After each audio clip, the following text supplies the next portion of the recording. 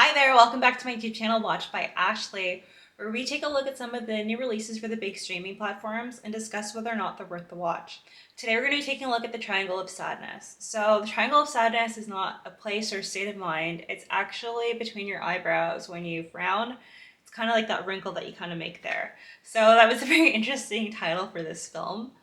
Or if you're in France, the title loosely translates to Without Filter. So I really think that's a very suitable title for this film because it actually takes a very deep look at society without filter and kind of exposes the way we treat each other and the social rankings that we have, whether that be from your wealth or from your beauty. The film really does explore the concept of beauty as a currency, and a lot of the themes here are very relatable and they ring very true. This film was written and directed by Ruben Östlund, and he did a fantastic job not only with the script, but visually he captures just kind of the way you would feel in these awkward situations that the characters are in. Also, he definitely visually captures my worst fears when it comes to the idea of being on a cruise. I personally would never go on a cruise, and he visually explains why. So it's very entertaining. There is some humor to this film, so I really enjoyed it. We also have some phenomenal performances by the stars here. So we have Charlbi as Yaya, who is our female protagonist. Then we have Dickinson, who plays Carl, our male protagonist. And we have Dolly who plays Abigail, who I think is like the breakthrough supporting star in this movie. She comes out of nowhere and gives you an awesome performance. Also, Woody Harrelson is in this film as our captain of the yacht. So again, phenomenal acting, great story. This film definitely deserves the praise that it's received so far. So at the Cannes Festival, when it premiered, there was an 8-minute standing ovation for this film, and it received the Palme d'Or, which is the highest kind of award that they present there. And it received the Film of the Year at the European Film Awards. So I'm really hoping this film will have a good showing at the Golden Globes. My fingers are crossed. I think that it deserves a bit more recognition than it's had in North America, but those are my high-level thoughts. Highly recommend it. I would give it an 8 out of 10. If there was anything that I would take away from the film or say it needed a little bit of work or was a little bit distracting, would be the pacing. In the third act, it kind of does slow down a little bit, but that could have been intentional to give you a bit more time to reflect on the actions of the characters. But that's where I'll leave it in terms of spoiler-free. I do want to kind of explore the themes a bit more and go into the plot high level, so let's get into it. A major theme throughout this film is beauty as a currency. How we treat beautiful people and allow their looks to open doors for them that are not available to the poor or the unattractive. Most films kind of skirt around that, or it's not something we talk about in society. Again, without filter. Ruben Östlund really explores that theme. So when we start the film, we start off with Carl, who is a social media influencer and male model. And he's going on a casting call to try to get a gig. And it just goes to show, just because you're beautiful on social media and you're considered handsome, it doesn't necessarily make you a model. It takes a little bit more than that. It's a little bit more personality, a little bit more skill. And unfortunately, he's not able to book the job because he just doesn't have the je ne sais quoi, right, that's needed. And, he ends up on a date with his girlfriend, who's also a model and influencer. And they're on this date, and it seems like a really nice restaurant, but he's kind of distracted because when the bill comes, his girlfriend is conveniently preoccupied with her makeup, and she just doesn't see the bill end up on the table. So he goes to pay the bill, but he kind of shares with her that he's not happy because he feels like, you're a feminist and you said that we're equal, but you never pay the bill. And she's kind of like, well, that's what, like, as a male provider, like, that's what you should be doing. And if we have kids, I wouldn't be working. You'd have to be able to provide for us. So by you paying the bills, you're proving to me that you're capable of providing. And to him, that was a bit unfair because he's just like, well, when do we get to be equal? When do we get to be partners if you're just relying on me to pay for everything? Also, in terms of fairness, as a female model and influencer, she's making a lot more money than he's making because male models only make about 30% of what female models make. So he's kind of very disgruntled. And then we end up in the next act. They've been invited to a cruise on this super yacht because they're influencers, so they've got a free stay. And that goes back into the beauty as a currency. Like, they don't have any skills, they don't have any money, but because they have such a following based on their attractiveness, they've been given free stay on this yacht where there's only super wealthy people. And through the couple, we get to meet other couples from different walks of life who are on this boat. For example, we get to meet a Russian oligarch who's made his wealth through selling fertilizer. So he's super wealthy, super rich, and he's just fascinated by Yaya and Carl because he's like, how did you get here just off of influencing? He's like, I actually have to work and pay for things that I have in my life. Then we get to meet a very nice old mousy little couple who love each other very much and seem very sweet.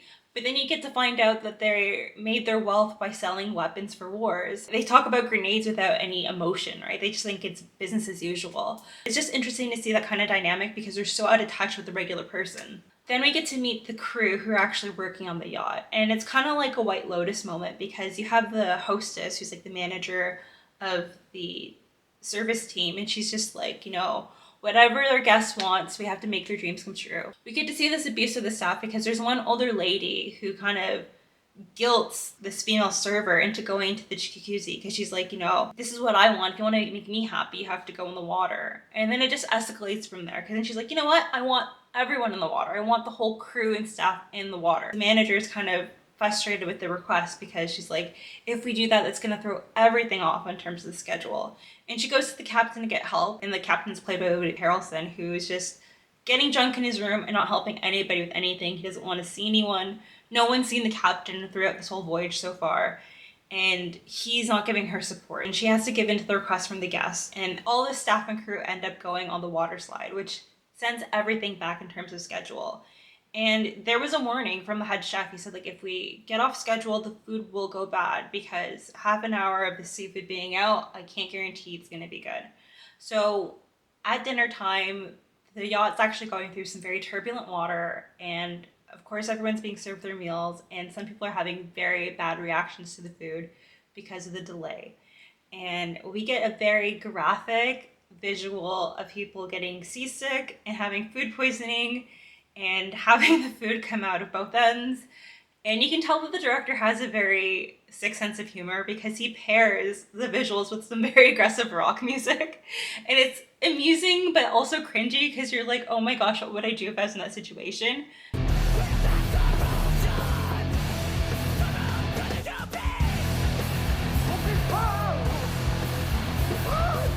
This is why I will never go on a cruise because I would hate to have that happen to me. But yeah, so while all of this is going on, the captain, again, like I said, is very drunk. He does show up to dinner, but he's just like not really engaging with people. There's one person that he's having great conversations with, and that's the Russian oligarch. And they're debating each other about socialism and communism, going back and forth, having a great time, having shots. And they end up going to the captain's cabin. The oligarch ends up getting control of the PA system. He causes panic on the boat while people are dealing with their seasickness and food poisoning. He's telling them that the ship is sinking. Well, it's not, but he just thinks it's funny, and they're just having a time of it, right? Like just talking the night away, getting people panicked. People are slipping in the halls. The boat's rocking back and forth aggressively. It's just a mess.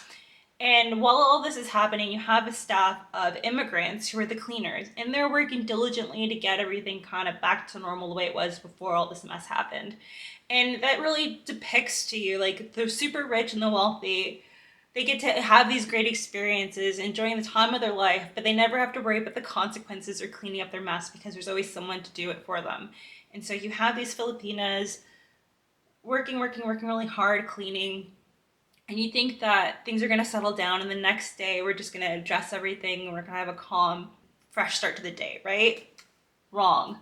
The next day, they actually end up getting attacked by pirates. And it's very ironic because there's a grenade thrown on board, and it was actually produced by that quiet little mousy couple. They made this grenade that's going to sink the ship, which is like, it was just such a disaster. So then we get to fast forward to a few hours later with our main couple that we've been following, and they're marooned on the island with a few other survivors. You have a couple that's super wealthy, you have the hostess of the yacht, and no one who has actual skills, right? So they're kind of at a loss because they're like, oh my gosh, what are we gonna do? We're here, we're wealthy, but there's no help for us.